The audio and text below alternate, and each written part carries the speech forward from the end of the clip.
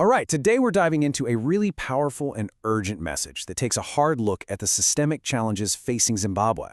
And this isn't just some academic analysis, it's a direct call to action, and it digs deep into the country's social and political soul.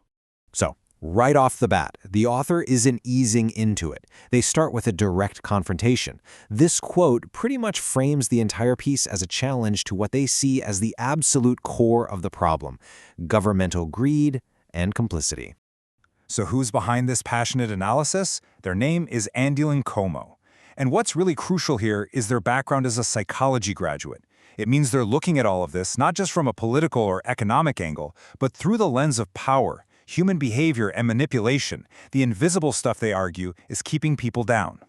Okay, so how does Nkomo actually diagnose the problem? Well, they see it as this deeply rooted system of oppression, one that's basically fighting a war on two fronts. So let's break down these two forces, the one from within and the one from outside. This is what's so powerful about the argument. It's presented as a kind of two-sided trap. On one side, you have the internal oppression, where the leadership, according to the author, actually encourages a culture of dependency. And on the other side, you've got external exploitation, with foreign corporations pulling out resources in what Nkomo straight up calls modern-day colonialism. And here's the key: these two forces feed each other. And this quote just drives that point right home. It captures this profound sense of injustice. The feeling that your country's wealth is just being siphoned away, and all that's left behind is pollution and poverty. The author makes it pretty clear this isn't just happening by accident. It's happening with the government's complicity. But look, these big systemic issues, they're not just abstract ideas on a page. Nkomo's analysis digs way deeper, and it focuses on the very real, very profound psychological toll this whole system takes on the people of Zimbabwe. This is where it gets incredibly personal. The author argues this isn't really about economics. It's about the human cost.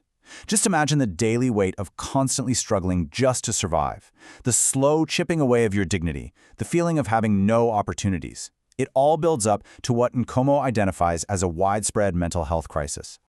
And here's a truly heartbreaking piece of the analysis. For a lot of people who leave Zimbabwe looking for a better life, the struggle doesn't stop. They end up facing xenophobia and racism abroad, basically trading one kind of trauma for another.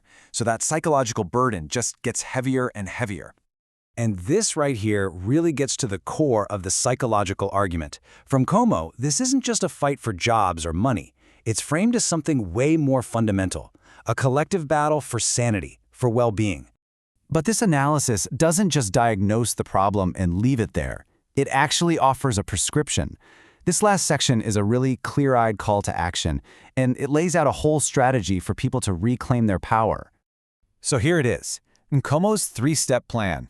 It starts with education, because you can't really fight a system you don't understand. That then leads to organization, which is all about turning that individual awareness into collective power to demand change. And finally, healing, because a movement can't last if it's built on the unaddressed wounds of the past. Let's dig into that last step for a second, because heal is presented as an active resistance. This isn't about passive recovery. For Nkomo, it means actively creating spaces for mental health, promoting self-care, and, this is huge, rejecting all the negative stories imposed on you by celebrating your own local culture and identity on your own terms. And the entire analysis ends with this powerful call to action. It's a final, urgent plea for everyone to come together, to be courageous, and it frames this as a critical turning point, a moment where being silent is just no longer an option. So, as we wrap up this breakdown of Andile Nkomo's analysis, we're left with this question. And it really reaches beyond just one country's struggle and asks something universal about the deep, collective work of rebuilding. So what does it truly take to heal a nation?